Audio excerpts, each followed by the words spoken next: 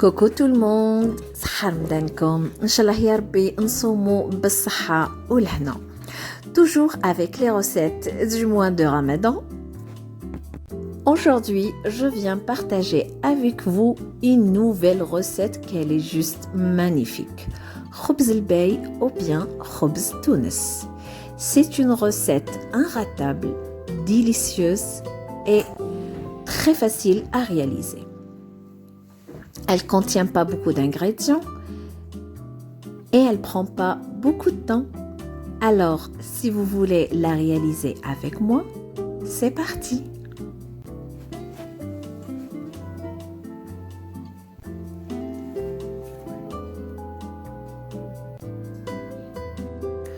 Tout d'abord, on commence par le sirop. Bien sûr, cette fois-ci, je vais changer un petit peu les mesures. Je vais utiliser 1,5 verre de sucre avec 3 verres d'eau et tranches de citron. Bien sûr, comme avec qalb al-lawz, mettez la casserole sur le feu 10 minutes après l'ébullition et retirez-le et laissez-le refroidir.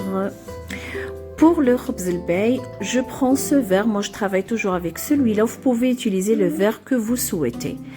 J'ai besoin de 5 œufs, une pincée de sel et un tiers d'un verre de sucre. Je vais mélanger tout ça avec un batteur.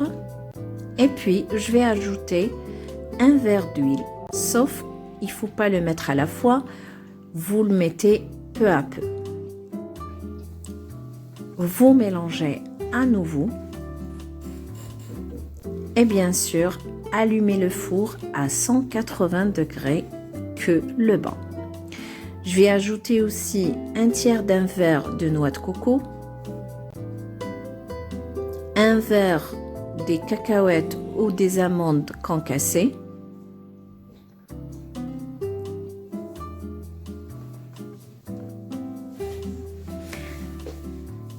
je vais mélanger tout ça et puis je viens d'ajouter un verre de chapelure.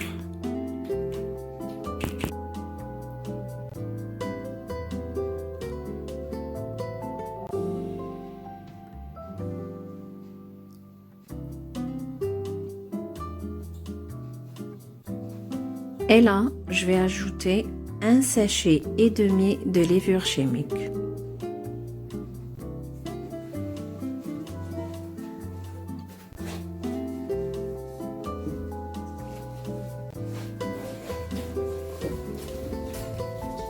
Et voilà la texture que vous devez avoir. Préparez le moule qui passe au four. Bien sûr, le moule qui peut prendre 4 œufs. Badigeonnez avec un peu d'huile et versez la préparation à l'intérieur. Enfournez pendant 20 minutes, maximum 25 minutes. Et vous pouvez ajouter bien sûr sur la surface des cacahuètes comme ça ou des amandes ou de la noix de coco, quand vous voulez.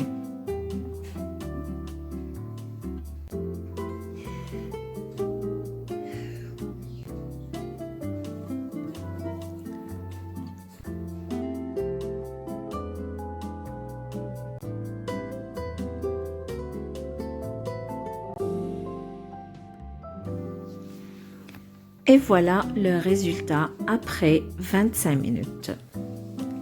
Autant qu'il est chaud, je commence à imbiber mon gâteau avec le sirop froid.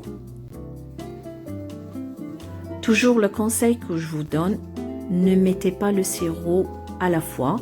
Vous mettez la première fois, laissez-le bien absorber, puis une deuxième. Et si vous voyez qu'il a encore besoin, ajoutez la troisième fois. Vous pouvez tester ça avec le doigt et si vous voyez qu'il a bien absorbé, c'est-à-dire qu'il n'aura pas besoin encore.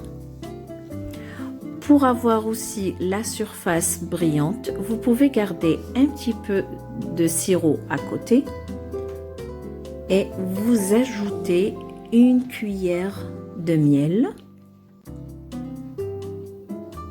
et puis badigeonner la surface du gâteau.